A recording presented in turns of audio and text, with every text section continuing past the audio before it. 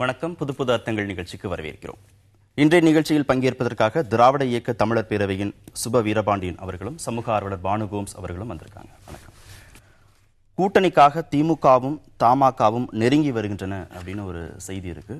திருமண நிகழ்ச்சியில மு.க. ஸ்டாலினும் ஜி.கே. வாசனும் சந்திச்சு பேசியிருக்கிறாங்க. அந்த அடிப்படையில் இந்த செய்தி வெளியாயிருக்கு. எப்படி பார்க்குறீங்க இந்த செய்தியை? அது லோக்கல் பாடி எலெக்ஷனுக்காக கூட்டணியில் சேரணும்.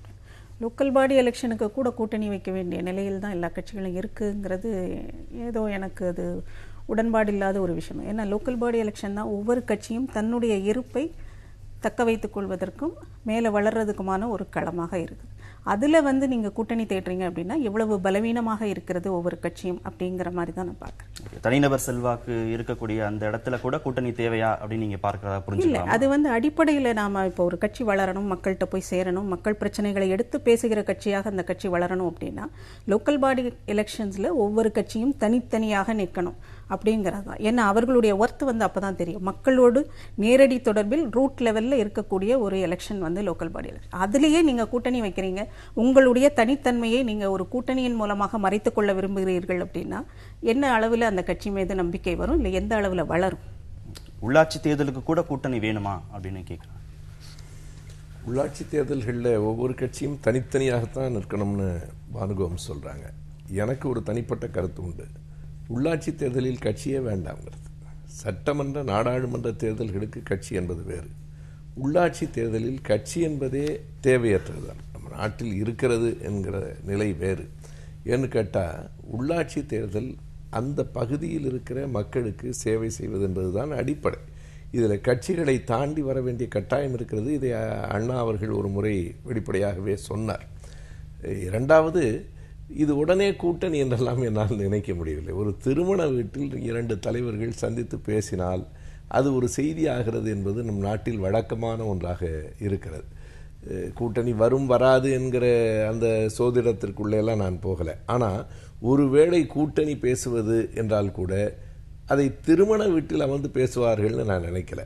ஒரு திருமண வீடு அதற்குரிய இடமும் இல்லை. திருமண வீட்டில் உட்கார்ந்து 2 தலைவர்களும் கூட்டணி பற்றி எல்லாம் பேசுவார்கள் நான் நினைக்கிறேன். ஒருவேளை தனியா சந்திச்சு பேசினா அது தலைப்பு செய்தி ஆயிடும், திருமண வீட்டுல பேசினா அது செய்தியோட முடிஞ்சிருங்கிற அடிப்படையில கூட அந்த கருத்துக்களை அவங்க அதாவது தலைவர்களுக்குள்ளேயும் சில இயல்புகள் இருக்கு. அவங்க தளபதி ஸ்டாலின் ஆனாலும் சரி அல்லது ஜி.கே. வாசன் ஆனாலும் சரி இயல்பாக முகத்தை திருப்பி கொண்டு போகிறவர்கள் இல்லை. அவங்க ஒவ்வொருத்தருக்கும் ஒரு குணம் இருக்கிறது. அங்கே 2 பேர் பார்த்து இதெல்லாம் ஒரு நல்ல செய்திகள். எதிரான கட்சி தலைவர்கள் கூட சந்தித்துக் கொள்ளுகிற போது நலம் விசாரித்துக் கொள்வதும் பேசுவதும் ஒரு இயல்பான ஒன்றாக இருக்க வேண்டும்.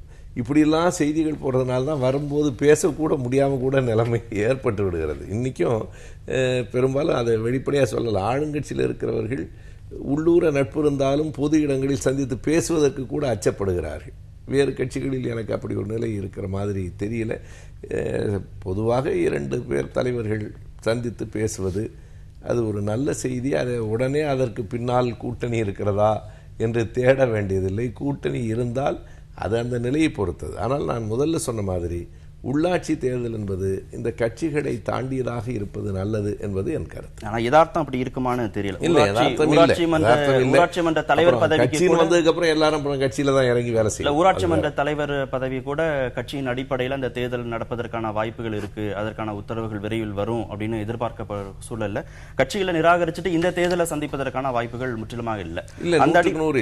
அந்த அடிப்படையில் பார்க்கிற போது சட்டமன்ற தேர்தலுக்கு பிறகு இந்த கட்சிகள் இந்த கூட்டணி தொடர்பாக தங்களுடைய சிந்தனைகளை வேறு பக்கங்களில் திருப்பி இருக்கிறாங்க அப்படின்னு எடுத்துக்கலாமா? எந்த அளவில் வேறு பக்கத்தில் திருப்பி இருக்காங்கன்னு சொல்றீங்க?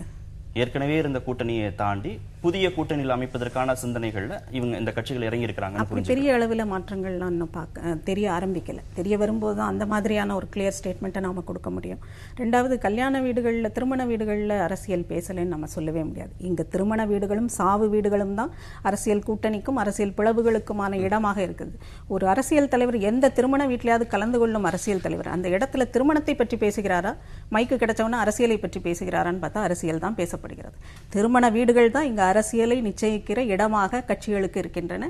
எல்லா கட்சி தலைவர்களும் அரசியல் நாகரிகம் கருதி இன்னொரு தலைவர் இதுக்கு போறோம்னு சொல்லிக் கொண்டால் கூட அடிப்படையில் அந்த இடத்தில் பேசப்படுவது அரசியல் தான். அதை மறுக்க முடியாது. அதனால இந்த மாதிரி செய்திகள் வெளியிடுவதில் எந்த தவறும் இல்லை.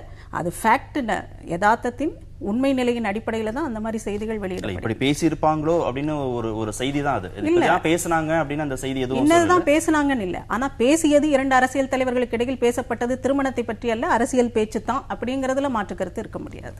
சட்டமன்ற செய்தி இருக்கு. அதாவது அவங்க அங்க 2 பேரும் உட்கார்ந்து அந்த திருமணத்தை பத்தி தான் பேசிட்டு இருப்பாங்கன்னு நான் சொல்லல.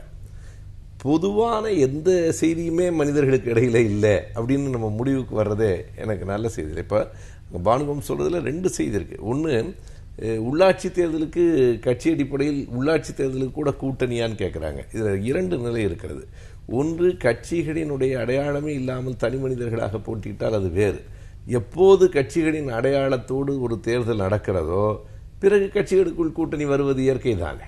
கட்சிகளின் அடிப்படையில் தேர்தல் நடக்கிறப்போ நீங்கள் அப்படின்னா சட்டமன்றம், நாடாளுமன்றம் எல்லா தேர்தலையுமே கூட்டணியே கூடாது என்று ஒரு தடை விதிக்கிற சட்டம் வருமானால் அது வேறு. அப்படி வர முடியாது.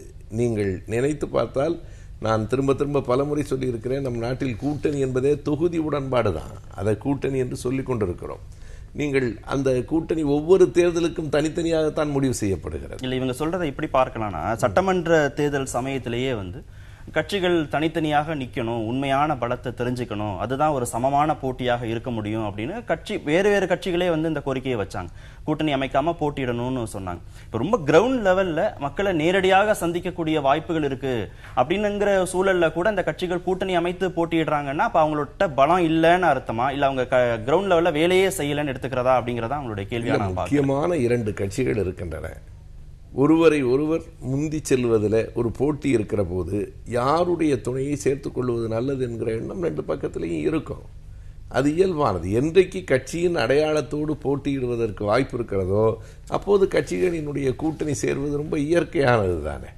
எனவே அதில் எனக்கு ஒரு பெரிய கூட்டணி சேர்வதால் பலம் இல்லை என்றெல்லாம் சொல்ல முடியாது. அந்த கூட்டணிகள் மாறிக்கொண்டும் இருக்கின்றன. அது தொகுதி உடன்பாடு தான். அதெல்லாம் ஒரு தேர்தலில் இதெல்லாம் ரொம்ப சாதாரணமான இயற்கையான செய்தி. வாசனை பொறுத்த வரைக்கும் மக்கள் நல கூட்டணியில இருந்து வெளியே வந்ததாக தான் அவருடைய பேச்சுக்கள், அறிக்கைகள்லாம் குறிப்பிடுகிறது. அதே மாதிரி உள்ளாட்சி மன்ற தேர்தல் வருகிற போது நாங்க அது சம்பந்தமான ஒரு முடிவுகளை அறிவிப்போம் அப்படின்னு சொல்றாரு. இப்ப வாசன் ஒருவேளை திமுகவோடு நெருங்கி வந்தால் என்ன அப்படிங்கிறது நிறைய கேள்விகளுக்கான இடமாக அங்க இருக்கு. இப்ப காங்கிரஸ் உள்ள இருக்கு, அது என்ன மாதிரியான முடிவுகளை அவங்க எடுப்பாங்க அப்படின்னு இது நீங்க எப்படி பாக்குறீங்க? அவரு வருவாராங்கிறது முதல்ல ஒரு பெரிய கேள்விதான். ஏன்னா காங்கிரஸ் ஆல்ரெடி உள்ளே இருக்குது. வாசன் தன்னுடைய பெரும்பான்மையை இல்லை தன்னுடைய பலத்தை நிரூபிக்க இந்த அசம்பிளி எலெக்ஷனில் தவறி இருக்கிறாருங்கிறது ஒன்று. ஆக பலவீனமான நிலையில் யார் இருக்கிறாங்க, காங்கிரஸ் இருக்குதா இல்லை வாசன் குரூப் இருக்குதா அப்படிங்கிறது ஒரு கேள்வி. அந்த அடிப்படையில் தான் திமுக அதை உள்ளிழுக்குமாங்கிறது அது இன்னொரு கேள்வி. ஏன்னா அவர்களுக்கு யாரெல்லாம் வந்தாலும் ஒவ்வொரு அடிஷனும் ஒரு பலம் அப்படிங்கிற மாதிரி தேர்தலில் பார்க்கப்படும் போது அவர் சொன்ன மாதிரி ஒரு கட்சி தன்னுடைய பலத்தை எந்த வழியிலெல்லாம் கூட்டிக் கொள்ள முடியும்னு பார்த்தா வாசனுக்கு பலம் இருக்கோ இல்லையோ, அவர் 0.5% ஓட்டு பேங்க் வச்சிருக்கிறாரு அப்படின்னா கூட அது ஒரு அடிஷனல் பலத்தை கொடுக்குங்கிற அடிப்படையில் உள்ள இழுக்கலாம். நான் இவர் ஏயோட பி கட்சியோட ஏ கட்சிக்கு கூட்டணி இருக்குதுங்கிறதுனால இன்னொரு சி கட்சியோட கூட்டணி இல்லை, பிக்கும் சிக்கும் கூட்டணி இல்லை, ஏவோட தான் பியும் சியும் கூட்டணி வைத்து அப்படிங்கிற ஒரு லாஜிக்கெல்லாம் சொல்லி கூட்டணி வைக்கலாம். அது எல்லாம் நாம ஏற்கனவே தமிழ்நாடு அரசியல்ல பார்த்திருக்கோம். எடுபடுமாங்கிறதா. ஏன்னா நீங்க நம்ம காங்கிரஸ் சொன்ன 2 ஸ்டேட்மெண்ட்டை நம்ம இங்க குறிப்பிட்டு பார்க்கணும்.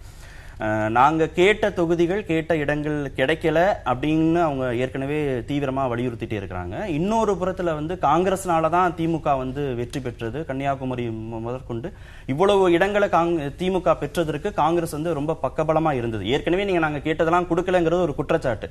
எங்களால தான் நீங்க ஜெயிச்சீங்க இத்தனை இடங்கள் அப்படிங்கிறது இவங்களுடைய பலத்திற்கு கூடுதல் வலு சேர்க்கக்கூடிய இந்த கருத்து. இப்போ டிமாண்ட் அதிகமாக போதா, இல்ல வாசன் உள்ள வருகிறதுனால இவங்க வெளியேறுவதற்கான இல்ல தனித்து போட்டிவதற்கான வாய்ப்புகள்? அதாவது இந்த மாதிரி இதெல்லாம் எப்ப நடக்கும்? இந்த மாதிரி இண்டிபெண்டா ஒரு இதை தன்னுடைய நிலைப்பாடு ஸ்ட்ராங்கா வைக்கிறதுக்கு 2 கட்சிகளும் தனித்தனி இயங்குவதற்கான பலம் இருக்கணும், இல்ல களம் இருக்கணும். காங்கிரஸ் பிளஸ் டிஎம்கே கூட்டணிங்கிறது நேச்சுரல் அலைன்னு சொல்லுவாங்கல்ல, அது காங்கிரஸ் டிஎம்கே தான். டிஎம்கேயால காங்கிரஸை விட முடியாது, காங்கிரஸால டிஎம்கேயை விட முடியாது. தேசிய அளவிலும் சரி மாநில அளவிலும் சரி இருவரும் பின்னி பிணைந்து தான் இருக்க வேண்டிய ஒரு கட்டாயத்தில் இருக்கிறாங்க. அந்த கட்டாயம்னு சொல்றது கோட்டபிள் கட்டாயத்தில் இருக்கிறாங்க. அதனால பெரிய அளவில் ஒரு வேறுபாடு இருக்கு, கருத்து வேறுபாடு. எங்களுக்கு சீட் ஷேரிங்ல பெரிய அளவில் நீங்க சீட் கொடுக்கல, இல்ல வாசன் உள்ள வரதுனால நாங்க வெளியில போறோம்னு அந்த மாதிரியான ஸ்ட்ராங் டெசிஷன்ஸ் வந்து எடுக்க மாட்டாங்கன்னு நான் நினைக்கிறேன். சட்டமன்ற தேர்தல் சமயத்துல காங்கிரஸ் சொன்ன ஸ்டேட்மெண்ட் வந்து வேற. எங்களுக்கு கொடுக்கிற பிரதிநிதித்துவத்தை முக்கியத்துவத்தை நீங்க கொடுத்துட்டு நீங்க வாசனை உள்ள எடுத்துக்கிறதுல எந்த விதமான சிக்கலும் இல்லை அப்படின்னு தான் காங்கிரஸ் சொல்லப்பட்டது. ஆனா இப்ப சட்டமன்ற தேர்தல் வெற்றிக்கு பிறகு காங்கிரஸ் சொன்ன கருத்துக்களோட அடிப்படையில இதை வேறாக பிரிச்சு பார்க்க வேண்டியதாக இருக்கிறதா? அந்த தேர்தல் முடிவுகளுக்கு பிறகு காங்கிரஸ் கட்சி தலைவர்கள் சொன்ன அந்த செய்தியெல்லாம் நாம் முழுமையாக அப்படியே எடுத்துக்கொள்ள வேண்டியதில்லை. அது சொன்னவர்கள் ஒரு தலைமையின் கருத்து என்று சொல்ல முடியாது. ஒவ்வொருவரும் தங்களினுடைய கருத்துக்களை சொல்லுவார்கள். அதை எல்லாவற்றையும் ரொம்பவும் கணக்கில் எடுத்துக்கொள்ள வேண்டும் என்பதில்லை. எனவே இதையெல்லாம் வைத்து கூட கூட்டணிகள் முடிவாகாது. அவங்க வானுகோம் சொன்னது மாதிரி இந்த கட்சிக்கு இந்த கட்சிக்கும் கூட்டணி, இதற்கும் அதற்கும் கூட்டணி, அவை இரண்டுக்கும் கூட்டணி என்கிற கணக்கெல்லாம் நம்ம ஏற்கனவே சொல்லியிருக்கிறோம், எல்லாரும் சொல்லியிருக்கிறோம். எனவே அப்படியெல்லாம் பல கணக்குகள் இருக்கின்றன. கூட்டணி சேர்வதா இல்லையா என்பதை இன்னமும் 2 மாதங்கள் இருக்கின்றன.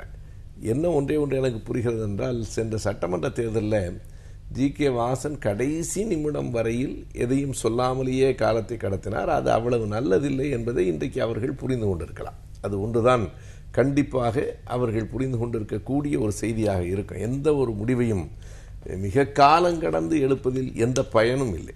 எனவே அதற்கான ஒரு நகர்வுகள் இருக்கிறதா இல்லையா என்று உண்மையிலேயே யாருக்கும் தெரியாது. எனக்கு தெரியாது என்பது மட்டுமில்லை, இப்போதைக்கு யாருக்கும் தெரியாது என்பதுதான் உண்மை. எனவே இப்போதிருந்து ஒரு 2 மாதத்திற்கு யார் கூட்டணி என்று பேசத் தொடங்குவது ஒரு இயல்பாக ஊடகங்களில் ஒரு மக்களுக்கும் எதிர்பார்ப்பு இருக்கிற காரணத்தினாலே அந்த பேச்சுகள் இருக்கின்றனவே தவிர, ஒன்றை நான் நம்புகிறேன், அந்த திருமண வீட்டில் நடந்த அந்த சந்திப்பை வைத்துக்கொண்டு எந்த முடிவுக்கும் வந்துவிட முடியாது என்பதுதான் என்னுடைய கருத்து.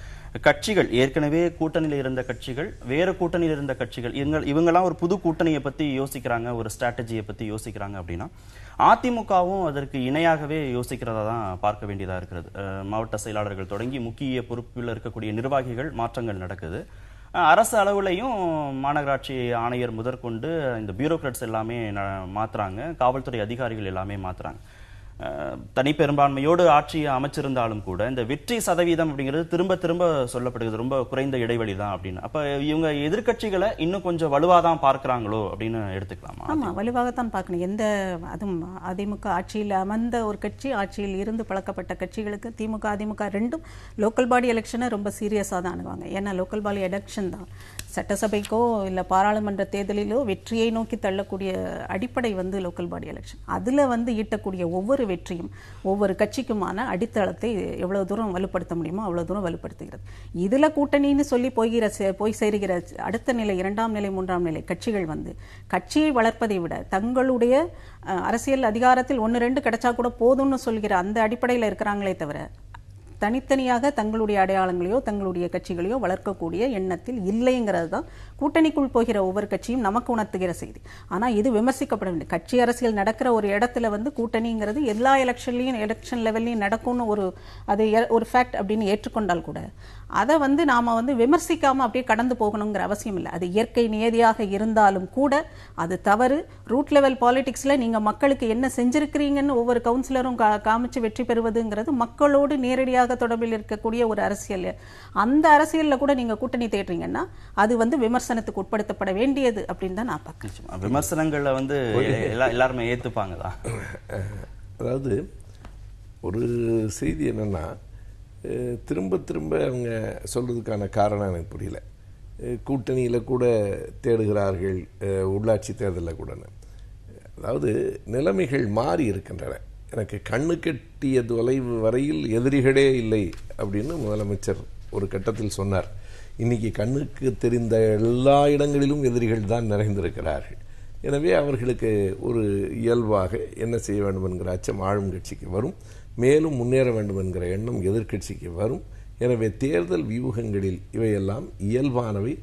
சட்டமன்றத்துக்கும் நாடாளுமன்றத்துக்கும் பொருந்துவது கட்சி அடிப்படையில் உள்ளாட்சி தேர்தலுக்கும் பொருந்துமானால் கூட்டணியும் பொருந்தும். அப்படி ஒரு கூட்டணி அமைக்க கூடாதுன்னு ஒரு சட்டம் இல்லாத வரை இதை வந்து நம்ம இது செய்யக்கூடாதுன்னு நம்ம வந்து பேச முடியாது. தொடர்ந்து பேசலாம் இடைவேளைக்கு பிறகு. உத்தரப்பிரதேசத்தில் காங்கிரஸ் முதல்வர் வேட்பாளராக ஷீலா தீக்ஷித் அறிவிக்கப்பட்டிருக்கிறாரு. ரேர் அண்ட் ஆன்டிசிபேட்டட் மூவ் அப்படின்லாம் செய்தித்தாள்கள் இதை வந்து கோட் பண்ணி சொல்றாங்க. எப்படி பார்க்குறீங்க இந்த செய்தி? பிராமின் ஓட்டை வந்து அப்பர் காஸ்ட்னு சொல்லப்படுகிற அந்த ஓட் பேங்கை வந்து இது பண்ணுறதுக்காக ஷீலா தீட்சித்தை நிறுத்தியிருக்கிறாங்க அப்படின்னு. இதில் நிறைய விஷயங்கள் ஊபி எலெக்ஷன் எப்படி நடக்குது அப்படின்னு பார்த்தா ரொம்ப கொடுமையான ஒரு இதாக தான் இருக்குது. எல்லா ஆங்கிள்லேருந்தும் அது விமர்சிக்கப்பட வேண்டிய ஒரு களமாக ஊபி வந்து இருக்குது அப்படின்னு நான் பார்க்குறேன். ஊழல், கட்டுக்கடங்காத ஊழல், மத அரசியல், ஜாதி அரசியல், எல்லாவற்றினுடைய எக்ஸ்ட்ரீம் லெவலில் நாம் ஊபி எலெக்ஷனில் பார்க்குறோம். ஒவ்வொரு எலெக்ஷன்லேயும் ஊபி வந்து இந்த மாதிரி தான் இருக்குது. அது பீகார்லேயும் பார்க்கலாம், மற்ற இதுலேயும் பார்க்கலாம். அப்போ இது வந்து எந்த வகையில் ஜஸ்டிஃபைபிள் மூவ் அப்படிங்கிறது கேள்விக்குள்ளது. ஏன்னா ஷீலா தீட்சித் மேலே ஒரு கரைப்படியாத தலைவரை அவங்க கொண்டு வந்து நிறுத்தியிருக்காங்களா? அங்கே இல்லை.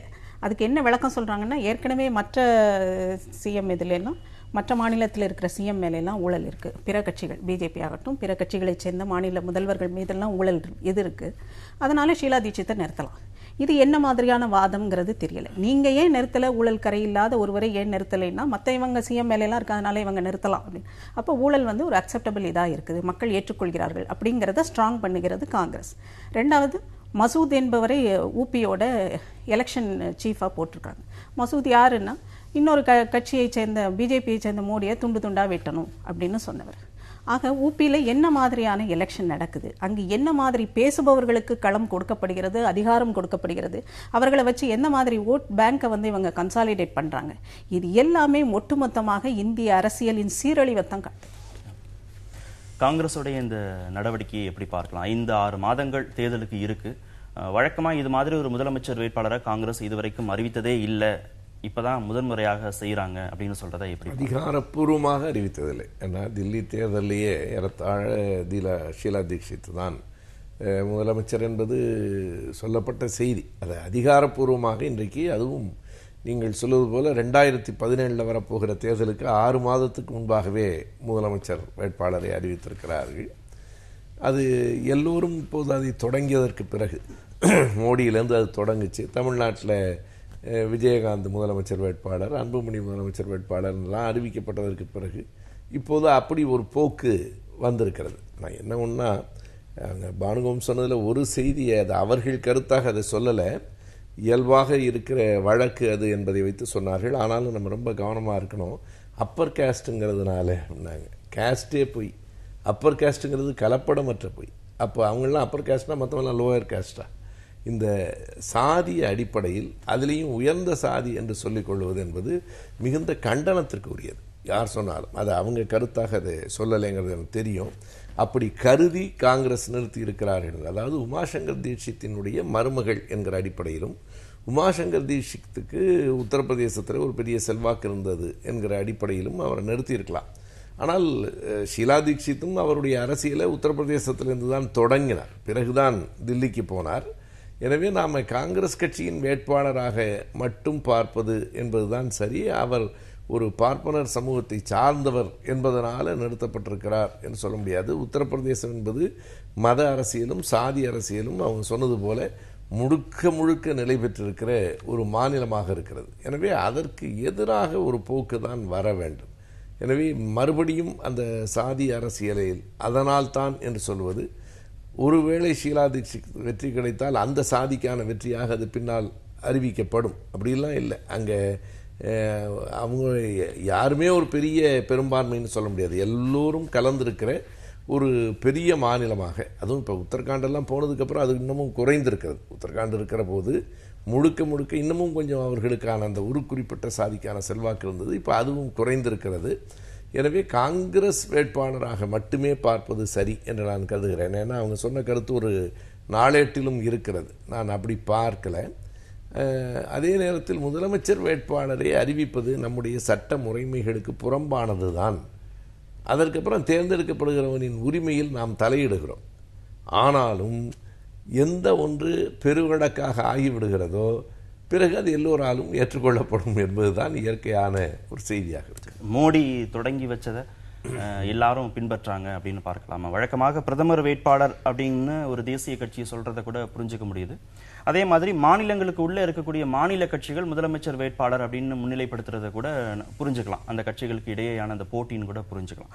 ஒரு தேசிய கட்சி ஒரு மாநிலத்திற்குள்ள நடக்கக்கூடிய சட்டமன்ற தேர்தலுக்கு முதலமைச்சர் வேட்பாளர் அப்படின்னு அறிவிக்கிறாங்க அப்படின்னா இதற்கு முன்னாடி நடந்த அந்த விஷயங்கள் தான் காரணம் அப்படிங்கிறத எப்படி பார்க்கலாம்? அதாவது ஒரு வகையில் நான் வெளிப்படையாக அறிவிப்பதை ஓரளவுக்கு ஒரு ஆனஸ்டி அப்படின்னு நான் பார்ப்பேன், ஆனஸ்ட் பாலிடிக்ஸ் அப்படின்னு. ஏன்னா கட்சிகள் வந்து ஜனநாயகபூர்வமாக உட்கட்சி ஜனநாயகம் இருக்கிற கட்சிகளில் நீங்கள் சிஎம் கேண்டிடேட் யாருன்னு அறிவிக்காமல் ஒரு தேர்தலை சந்திக்கிறீங்கன்னா அதுக்கப்புறம் வந்து அந்த இடத்துல நியாயமாக ஜனநாயக முறைப்படி ஒரு சிஎம்மை தேர்ந்தெடுக்கிறாங்கன்னா பரவாயில்ல.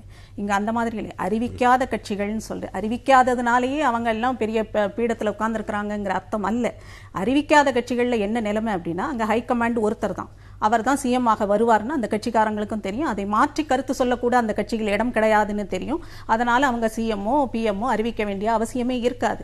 அறிவிக்க வேண்டிய நிலையில் இருக்கிற கட்சிகளில் உள்ள 2-3 கேண்டிடேட்ஸ் போட்டிக்கு இருப்பாங்க, காம்படிட்டர்ஸ் இருப்பாங்க. அதில் கட்சிகள் எல்லாத்தையும் ஒருமித்த ஒரு கத்தில் கொண்டு வரணும் அப்படிங்கிறதுனால இவங்க தான் சிஎம் கேண்டிடேட், இவங்க தான் பிஎம் கேண்டிடேட்னு சொல்லக்கூடிய ஒரு நிலைமை இருக்குது. இவ்வளவுதான் வித்தியாசமே தவிர இந்த இடத்துல எந்த இடத்துலையும் ஜனநாயகம் காப்பாற்றப்படுதுன்னு நான் சொல்ல மாட்டேன். அறிவித்தாலும் அறிவிக்காவிட்டாலும் நடக்கிற விஷயங்கள் வந்து இதுதான்.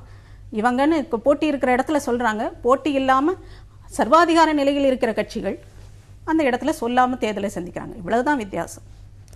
ஜனநாயகத்துக்கு புறம்பானது, சட்டத்துக்கு புறம்பானது அப்படின்னு நம்ம வார்த்தை அழகுக்காக நடைமுறையில் அதுதான் வந்து நடைமுறையில அதுதான் இருக்கு. இது ஒரு ஆரோக்கியமற்ற அரசியல். ஒருவேளை அறிவிக்கிறது தான் சரியானதா இருக்கும், இவர் தான் இனிமே இந்த ஸ்டேட்டை லீட் பண்ண போறாரு அப்படின்னு ரொம்ப ஹானஸ்டியா அறிவிக்கிறது வந்து அதை தாண்டி இது ரொம்ப நல்லது அப்படின்றத எப்படி பார்க்க இல்ல. அதாவது சட்டம் முறைமை என்று ஒன்று இருக்கிறது, ஆனால் இயல்பாக மக்களின் மனநிலை என்று இன்னொன்று இருக்கிறது.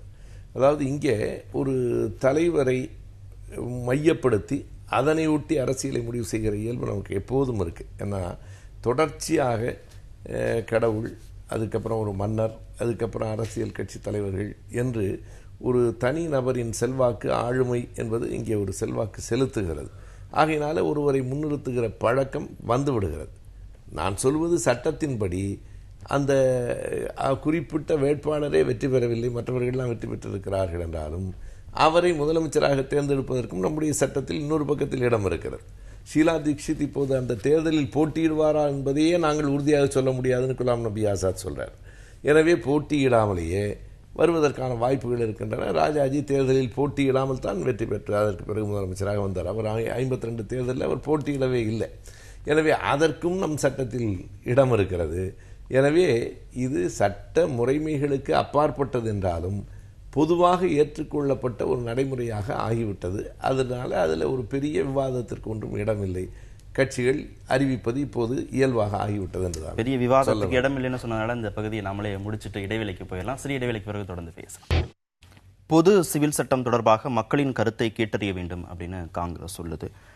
இந்த விவகாரத்தில் கருத்து ஒற்றுமைதான் ஒரே வழி அப்படின்னு காங்கிரஸ் சொல்லுது. எப்படி பார்க்குறீங்க இந்த செய்தி?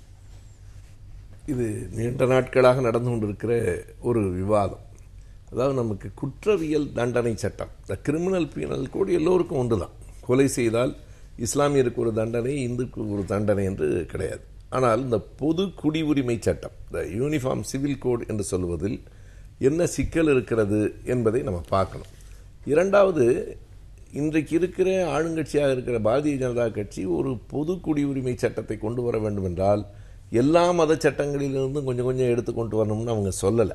வெளிப்படையாக எதையும் சொல்லவில்லை என்றாலும் அவர்களினுடைய உள்நோக்கம் இந்து மத சட்டத்தை எல்லோரும் ஏற்றுக்கொள்ள வேண்டும் என்பதாகத்தான் இருக்கிறது. எனவே அது பொது குடியுரிமை சட்டமாக இல்லாமல் இந்து குடியுரிமை சட்டத்தையே இந்தியாவின் சட்டமாக ஆக்க வேண்டும் என்று நினைக்கிறார்கள். அது ஜனநாயகத்துக்கு முரண்பாடானது.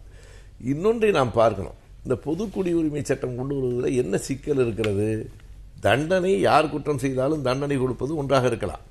ஆனால் இந்தியாவில் பல்வேறு இனங்கள், தேசிய இனங்கள் இருக்கின்றன, பல்வேறு மதங்கள் இருக்கின்றன, இன்னமும் பல்வேறு பழங்குடியினர், அதுவும் ஒடிசா போன்ற மாநிலங்களில் ஏராளமான பழங்குடியினர் இருக்கிறார்கள். அவர்களினுடைய பழக்க வழக்கம் வேறுபட்டிருக்கிறது. நீங்கள் பொது குடியுரிமை சட்டத்தில் குறிப்பாக எதை பார்க்க வேண்டும் என்றால் திருமணங்கள், மன முறிவு, குழந்தையை தத்தெடுப்பது, இவற்றிலெல்லாம் ஒவ்வொருத்தருக்கும் ஒவ்வொரு விதமான வேறு முறைமைகள் இருக்கின்றன. அத்தை மகளை திருமணம் செய்யலாமா, இல்லை அப்பாவோடு கூட பிறந்தவரினுடைய பெண்ணை திருமணம் செய்யலாமா என்பதிலெல்லாம் மதம் சார்ந்த வேறுபாடுகள் இருக்கின்றன. எல்லாவற்றையும் ஒரே நாளில் ஒரே மாதிரியாக ஆக்கிவிட வேண்டும் என்று சொல்லுவது மேலும் பிளவைத்தான் ஏற்படுத்தும். இது ஒற்றுமையை ஒரு நாளும் ஏற்படுத்தாது. இது எங்கிருந்து வருகிறதுனா 1985 இந்த ஷாபானு வழக்குக்கு பிறகுதான் ஏறத்தாழ 31 ஆண்டுகளாக இது பேசப்பட்டு கொண்டிருக்கிறது. ஒரு கட்டத்தில் நேருவே அந்த பொது குடியுரிமை சட்டத்தை முன்மொழிந்தார், அதுவும் உண்மைதான். ஆனால் அதற்கு பிறகு அதில் இருக்கிற பல்வேறு விதமான சிக்கல்களை உணர்ந்து அது கைவிடப்பட்டது.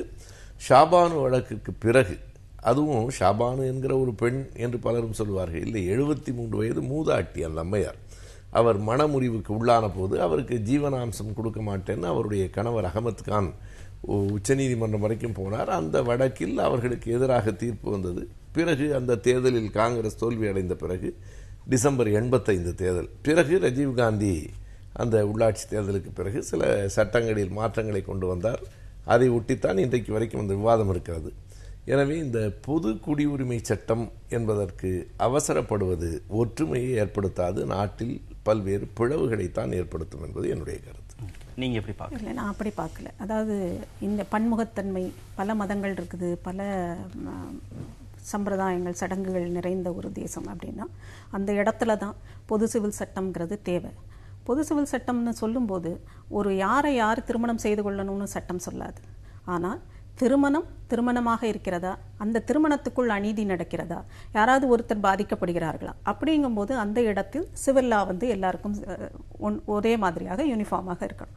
ஒரு விவாகரத்துன்னு வரும்போது அந்த பெண்ணோ ஆணோ தனித்தனியாக அந்தந்த ரிலிஜன் சொல்கிறது இதுக்குள்ளே இருக்கும்போது பொதுவான ஒரு இதில் வராது. ஈக்குவாலிட்டி நாம் பேசுகிறோம், பெண் உரிமைன்னு பேசுகிறோம், பெண் உரிமையே எடுத்துக்கொள்வோம். அந்தந்த மதப்படி இருக்கட்டும் அப்படின்னு சொன்னால் அந்த இடத்துல சம உரிமை பாதிக்கப்படுதுங்கும் போது அந்த இடத்துல காமன் சிவில் கோட் தேவையாக இருக்கிறது.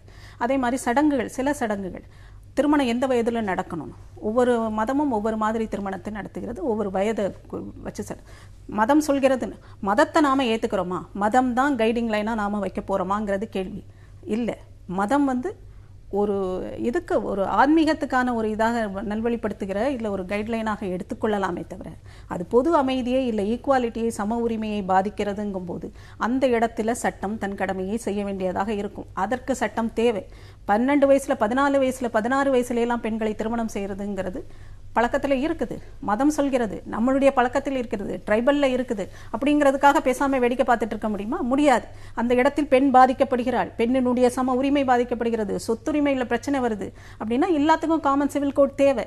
எந்த இடத்தில் சட்டம் நுழைகிறதுங்கிறத தான் பார்க்கணுமே தவிர நீங்க சொல்வதனாலேயே எங்களுடைய மதமே போச்சு, எங்களுடைய பழக்க வழக்கமே போச்சு, எல்லாம் நாசமா போச்சுன்னா நாசமாக போவது இங்கு பெண்களுடைய சம உரிமை, ஒவ்வொரு மனிதனுடைய உரிமை.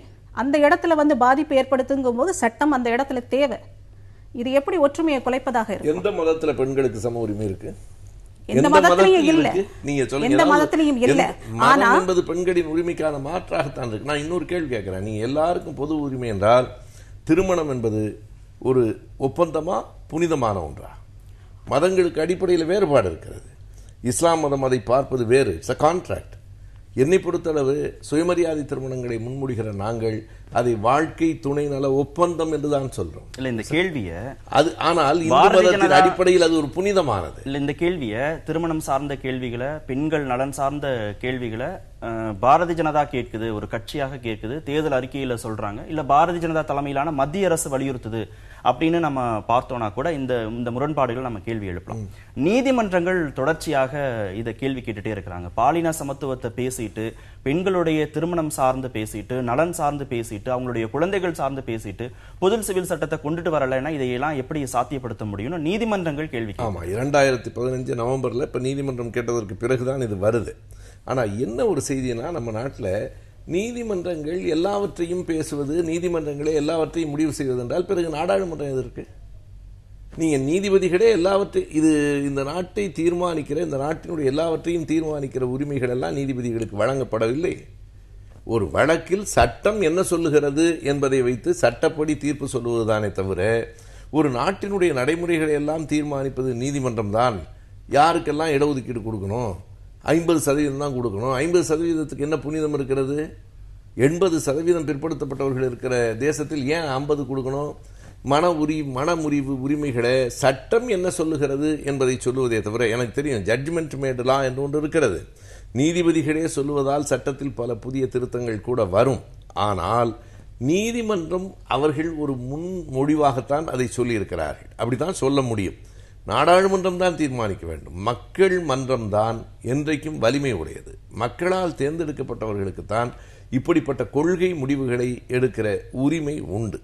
ஆகையினால இதுல எதற்காக நீங்க சொல்றீங்கல்ல எல்லாருக்கும் ஒரே சட்டம், அப்புறம் ஏன் ஹிந்துலா முகமடன் லான்னு வச்சிருக்கிறீங்க? இந்தியன் லா வச்சுக்க வேண்டியதானே? எதற்காக ஹிந்துலா, எதுக்காக முகமடன் லா? நீங்கள் மதமற்ற ஒரு தேசத்தை, அதாவது மதச்சார்பற்ற தேசமாக இருப்பது வேறு, மதமற்ற தேசமாக இருப்பது வேறு. மதமற்ற தேசம் அந்த நாடு இல்லையே. நான் மதமற்றவனாக இருக்க விரும்புகிறேன், இர்ரிலீஜியஸ்ன்னு போட்டுக்கணும் நினைக்கிறேன், அதான் என்னுடைய நிலை. ஆனால் நாடு இர்ரிலீஜியஸ், மதமற்ற ஒரு நாடாக இருக்கிறதா? மதம் இருக்கிறது என்றால் அவர்களினுடைய பழக்க வழக்கங்களை நீங்க எப்படி ஒன்றாக ஆக்க முடியும்? பொது சிவில் சட்டம் அப்படிங்கிறது இந்து சிவில் சட்டம் தான், இல்ல அதுதான் முற்போக்கானதுன்னு நிலைநிறுத்துவதற்கான முயற்சிகள் அப்படிங்கிறது ஒரு குற்றச்சாட்டு. இன்னொரு குற்றச்சாட்டு, இந்துக்களுக்குள்ளேயே ஜாதி அடிப்படையில பல்வேறு விதமான பழக்க வழக்கங்கள் நடைமுறைகள்ல வேறுபாடுகள் இருக்கிற போது மதங்களுக்கு இடையிலான ஒரு ஒற்றுமையை கொண்டுட்டு வரணும் அப்படின்னு முயற்சிக்கிறது எந்த அளவுக்கு ஆக்கப்பூர்வமான விளைவுகளை ஏற்படுத்தும்? இது மதங்களுக்கு இடையிலான ஒற்றுமையை கொண்டு வரக்கூடிய விஷயமே அல்ல. அப்படி பொலிட்டிக்கலா ப்ரொஜெக்ட் பண்ணப்படுகிறது. இது கொண்டு வரக்கூடாதுங்கிறதுனால நான் இதை இப்படி பார்க்கல. மதங்களுக்கு இடையில ஒற்றுமையை கொண்டு வரவே முடியாது. ஒவ்வொரு மதமும் ஒவ்வொரு ஃபிங்கர் பிரிண்ட் மாதிரி அதற்கான அடையாளங்களோடு தான் அது இருக்கும். அதே மாதிரி இவர் 2 இதை சொன்னார். மத சார்பற்றதாக இருக்கலாம், இல்லை மதமற்றதாக இருக்கலாம். 3வது நிலைன்னு ஒன்று இருக்குது, அதுதான் இந்தியாவில் சாத்தியப்படும். மதத்தை ஃபாலோ பண்ணுகிற மக்கள் தான் பெரிய அளவில் இருக்காங்க. அப்போ பல மதங்களும் இருக்குது, பல மதங்களை ஃபாலோ பண்ணுகிற பல லட்சக்கணக்கான மக்களும் இருக்கிறாங்கங்கும் போது அந்த இடத்துல மத சார்பற்ற தன்மையோ மதமற்ற தன்மையோ இருக்க முடியாது. 3வதாக இருக்கிற எல்லா மதங்களும் ஒன்றுக்கொன்று காம்ப்ளிமெண்ட்ரியாக மத நல்லிணக்கத்தோடு இருக்கக்கூடிய ஒரு நிலையத்தான் நாம் கொண்டு வர முடியும். அதுதான் சிவில் ஹார்மனியை கொண்டு வரும். அப்போ அந்த இடத்துல என்ன கொண்டு வரலாம்? அவர்களுடைய சடங்குகளில் நீங்க தலையிட வேண்டாம். ஆனா அந்த சடங்குகள் பொது அமைதியை பாதிக்குது, இல்ல ஒரு தனி மனிதருடைய உரிமைகளை பாதிக்குதுங்கும் போது அந்த இடத்தில் கேட்கக்கூடிய இடத்தில் சட்டம் துணைக்கு வரணும். துணையற்றவர்களாக மக்கள் இருக்க முடியாது. மதம் தான் கைட் பண்ணும், மத தலைவர்கள் தான் கைட் பண்ணுவாங்கன்னு இருக்க முடியாது. ஏன்னா மதம் வந்து ஒரு கைட்லைன் தான். இந்த மாதிரி ஒரு கேலன்ஸ் வேணும், ஒரு காமன் கேலன்ஸ் வேணுங்கிற அந்த கோரிக்கையை அந்த சமூகத்து மக்கள் தானே வைக்கணும். அவங்க வாழ்வியல் முறைகள்ல அவங்களுடைய மதங்கள் சார்ந்து அவங்க எல்லாரும் ஒன்றிணைஞ்சு இருக்கிற போது வெளியிலிருந்து பார்க்கக்கூடிய ஒருத்தர் இது இங்க சரியில்லை, இங்க வேணும்னு சொல்றது எந்த அளவுக்கு சரியா இருக்க முடியும்? ஷாபானு கேஸை எடுத்துக்கிடும். ஒரு பெண் 73 வயசுல ஜீவனாம்சம் வேணும்னு கேட்கும் போது, அந்த இடத்தில் தேர்தலை தோற்கும் போது ஜுடிஷியரி எப்படி கேள்வி கேட்கலாம், ஓவர் ரீச் பண்ணுதுன்னு சார் சொல்றாரு. ஆனா சட்டம் இயற்றக்கூடிய லெஜிஸ்லேச்சர் பாடி என்ன பண்ணுச்சு? ஓட் பேங்குக்காக நீங்க அந்த இதை மாத்தல.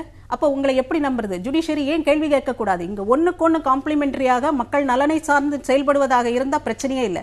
ஆனா ஜுடிஷியரி கேள்வி கேட்க கூடாதுன்னு சொல்கிற அரசியல்வாதிகள் என்ன மாதிரியாக ஓட் பேங்குக்காக நீங்க சட்டத்தை மாற்றீங்க? ஷாபானு கேஸை விட்டுருவோம்.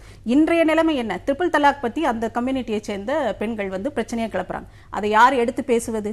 அந்த மதத்துக்குள்ள இருந்து பேசட்டும், எல்லாரும் வெளியில இருந்து பார்ப்போம். ஆனா அந்த மதத்திலிருந்து அந்த பெண்களுக்கு ஆதரவாக அந்த மதத்திலிருந்து என்ன மாதிரியான மாற்றங்களை கொண்டு வந்திருக்காங்க. அப்ப அந்த இடத்துல சட்டம் தேவையில்லையா? நம்ம இதுல வயசு குறைவான பெண்களுக்கு திருமணம் நடக்குது, இந்து இதுலயோ மத்த இதுலயோ ட்ரைபல் இதுல. அதை யார் கேள்வி கேட்பது? அது அவங்களுடைய ட்ரைபலுடைய பழக்கம். அதை விட்டுருவோன்னு விட்டு பேசாம வேடிக்கை பார்த்துட்டு இருக்க முடியுமா? இல்ல நம்ம கிராமங்கள்ல நடக்கிற இந்த 46 வயசு விவசாயி 14 வயசு பொண்ணு 3 ஏக்கர் நிலத்தை கொடுத்து வாங்கியிருக்கிறேன், இதை பேசாம வேடிக்கை பார்த்துட்டு இது எல்லாமே சிவில் பிரச்சனைகள். ஒவ்வொரு பெண்ணும் பாதிக்கப்படுகிற பிரச்சனைகள், சம உரிமை பாதிக்கப்படுகிறது. சொத்து விஷயத்துல பெண்களுக்கு குழந்தைகளுக்கு என்ன இது இருக்குன்னு தெரியல. இந்த எல்லாத்தையும் சிவில் கோடு தான் கொண்டு வரும், யூனிஃபார்ம் சிவில் கோடு தான் கொண்டு வந்து இதையெல்லாம் தீர்க்க முடியும். பெண்களுக்குள்ள பிரச்சனைகளை நீங்க பெண்கள் பிரச்சனைகளாகவே வைத்து ஓட் பேங்காக மாற்றிக்கொண்டிருக்கிற அரசியல்வாதிகளை நம்ப முடியாது. இல்லை, அதாவது அந்த ஷாபானு வழக்கில் இஸ்லாம் மதத்தில் யாரும் பேசலாம் சொல்ல முடியாது. நிறைய ஷாபானுக்கு ஆதரவாக இஸ்லாம் மதத்தில் இருந்த குரல் வந்தது. தமிழ்நாட்டில் நான் சொல்லணும்னா குறிப்பாக கவிஞர் இன்குலாப், அவருடைய பேர் ஷாகுல் அமீது தான். கவிஞர் இன்குலாப் முழுக்க முழுக்க ஷாபானுவுக்கு ஆதரவாக எழுதினார். அந்த பதிவுகள் இன்றைக்கும் இருக்கின்றன. நீங்க அடிப்படையாக ஒரு கேள்விக்கு விடை சொல்லுங்கள். நீங்க ஒரு மதம் தான் மக்களை வழி நடத்த வேண்டும் தான் நான் சொல்லலை, மதமே கூடாது என்று சொல்லுகிறவன் நான். ஆனால் நீங்கள் இந்து மதத்தில் இன்னைக்கு மதத்துக்கு கூட ஒரு சட்டம் இல்லை, ஒவ்வொரு சாதிக்கும் ஒரு சட்டம் இருக்கு. இந்தியாவை பொறுத்தளவு சாதிகளினுடைய ஆட்சி தான் நடந்துட்டு இருக்கு. ஒவ்வொரு சாதியும் ஒரு குடியரசாக இருக்கு. எழுதப்படாத சட்டம் இருக்கு, சொல்லப்படாத தலைவர் இருக்கிறார். எனவே இந்து மதத்துக்குள்ளேயே உங்களால ஒரு பொது குடியுரிமை சட்டத்தை கொண்டு வர முடியாது. அப்படி இருக்கிற போது நீங்க இந்தியா முழுவதற்கும் பழங்குடிகளுக்கும் எல்லா மதங்களுக்கும் எல்லா தேசிய இனங்களுக்கும் சேர்த்து எப்படி ஒரு பொது குடியுரிமை சட்டத்தை கொண்டு வர முடியும்? இல்ல அதைத்தான் அவங்க கேள்வி எழுப்புறாங்க. இது ஒரு ஜாதி அடிப்படையிலான பழக்க வழக்கம், இது ஒரு மத அடிப்படையிலான பழக்க வழக்கம்னு நம்ம விட்டுற முடியுமா? அதை கண்டுக்காம இருந்துட முடியுமா?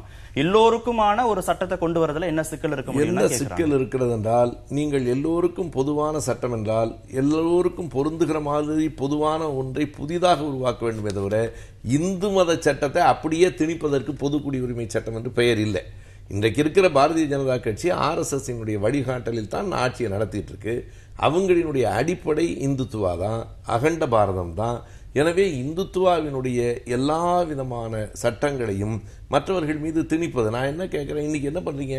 கங்கா தீர்த்தம்னு கங்கை தண்ணி கொண்டாந்து அஞ்சலகத்தில் விற்பனை செஞ்சுட்டு இருக்கிறீங்களே, அஞ்சலகத்தின் வேலை அதுவா? எனவே முழுக்க முழுக்க ஒரு இந்துத்துவ ஆட்சி இன்றைக்கு நடைபெற்றுக் கொண்டிருக்கிறது. மற்ற ஆறுகள் எல்லாம் புனிதம் இல்லையா? காவிரிக்கும் தாமிரபரணிக்கும் எந்த விதமான புனிதமும் இல்லை, கங்கைக்கு மட்டும்தான் புனிதமா? எனவே கங்கை ஆறு தான் இந்துக்களின் ஆறு, இந்தியாவின் ஆறு என்பது போல இந்துக்களின் சட்டம் தான் இந்தியாவின் சட்டம் என்று கொண்டு வர முயற்சிப்பார்களே, ஆனால் ஒரு நாடும் அந்த முயற்சி இந்தியாவில் வெற்றி பெறாது. இதுதான் அரசியல் இன்டர்பிரேஷன். நான் முதல்லயே சொன்னேன், கங்கையை அரசு விற்கிறதுங்கிறாங்க. கங்கையை புனிதமாக இந்த ஒரு ஆறு தான் புனிதம் நினைக்கிறவங்க தான் வாங்க போறாங்க. எல்லாரும் வாங்கி கட்டாயம் வீட்டில் வச்சுக்கணும்னு யாரும் சொல்ல போறது இல்லை, அது ஆப்ஷனல். அந்த இன்டர்பிரேஷன் கொடுக்கும்போது நீங்க எல்லா மக்களையும் பிளவுபடுத்தி நீங்க இது பண்ணுங்க. அரசு நிறுவனம் தபால் அரசு விற்கணுமா வேண்டாமாங்கிறது கேள்வி. அரசு விற்கணுமா வேண்டாமாங்கிறது விமர்சனத்துக்குரியது. ஆனா கங்கையாறு மட்டும்தான் புனிதமாங்கிறது அந்த இன்டர்பிரேஷன் வருது இல்ல, அது அரசியல் ரீதியானது. இந்த இரண்டையும் பிரிச்சு பார்க்கறது எத்தனை மக்களுக்கு தெரியும்? கங்கையாறு மட்டுமே புனிதமானதல்ல, எந்த ஆறும் புனிதமானதல்ல என்று கருதுகிற எங்களுக்கும் சேர்த்ததுதான் மத்திய அரசு. அரசு என்பது அதை நம்புகிறவர்கள் நம்பாதவர்கள் எல்லோருக்குமான பொதுவான அரசு. எப்படி ஒரு மதத்தை சார்ந்த நம்பிக்கையை நீங்க அஞ்சலகத்தில் வச்சுட்டு செஞ்சுட்டு இருக்கலாம்? நீங்க அதை தனியா விரும்புகிறவர்கள் தனியா, நீங்க RSS சார்பில் வித்துக்கிட்டு இருங்க, யார் வேண்டாம். அந்த விமர்சனம் வர நான் ஒத்துக்கிறேன். கங்கை நீரை அரசு விக்கலாம் அப்படிங்கிற விமர்சனத்தை நான் ஏற்றுக்கிறேன். ஆனா கங்கை ஆறு மட்டும்தான் புனிதமா அப்படின்னு கேள்வி அது பொலிட்டிக்கல் இன்டர்பிரேஷன். அப்படி யாரும் சொல்லவே. தாமிரபரணி தண்ணியை கூட வாங்கி வைக்கிற ஆட்கள் இருக்கிறாங்க. ஆக புனிதம்ங்கிறது எதை நினைக்கிறோம் எது நினைக்கலைங்கிறது அந்தந்த மதம் சார்ந்த விஷயம். அதுக்குள்ள போய் பொலிட்டிக்கல் இன்டர்பிரேஷன்ஸ் கொடுத்தோம்னா அந்த இடத்தில் வேறுபாடுகள் வரும். அந்த அரசியல் தான் இங்க தொடர்ந்து நடக்குது. கேள்வி எங்க வருதுன்னா, நீங்க பொது சிவில் சட்டத்தை ஏற்றுக்கொள்வதன் மூலமாக மட்டும்தான் சிறுபான்மை மக்கள் தங்களுடைய நாட்டு பற்றையும் தேசப்பற்றையும் வெளிப்படுத்த முடியும். அப்பதான் அவங்க ஒரு இந்தியன்கிற உணர்வோட இங்க இருக்க முடியும்னு தொடர்ந்து வலியுறுத்துறது இருக்குல்ல. இந்த சட்டத்தை நீங்க ஏத்துக்கணும், இல்லைன்னா நீங்க உங்களுக்கு நாட்டுப்பற்று இல்ல, தேசப்பற்று இல்லைன்னு தொடர்ச்சியாக வலியுறுத்துறது ஒரு அபாயகரமான போக்கு இல்லையா? இது சிறுபான்மையை மட்டும் பாதிக்காது.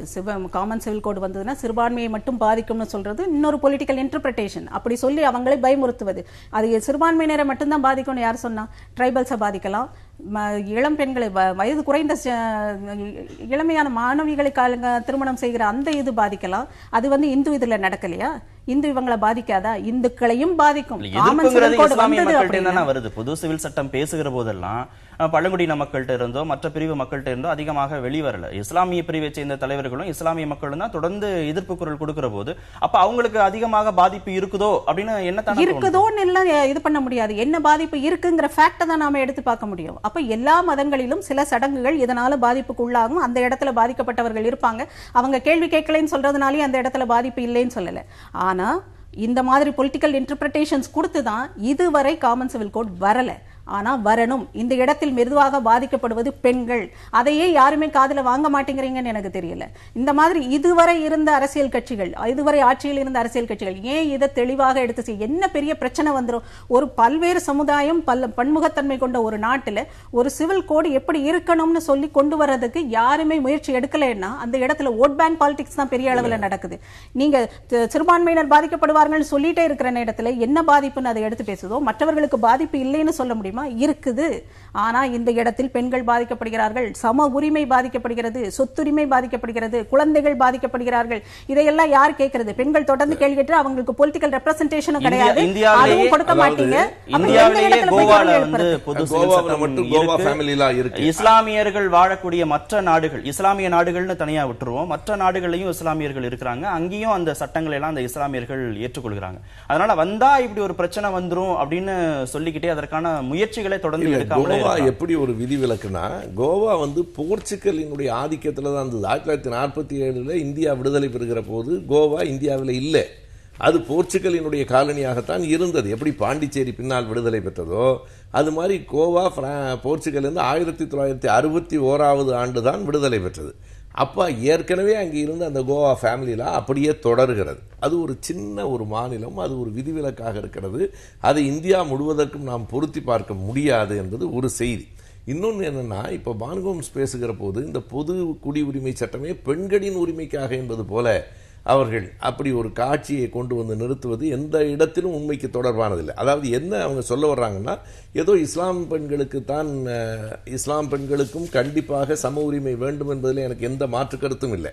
ஆனால் இந்து மதத்தில் எல்லா பெண்களுக்கும் முழு உரிமை வந்துட்ட மாதிரி உங்க சபரிமலை கோயிலுக்குள்ள இன்னைக்கு வரைக்கும் பெண்கள் போறதுக்கு எவ்வளவு பிரச்சனை இருக்கு?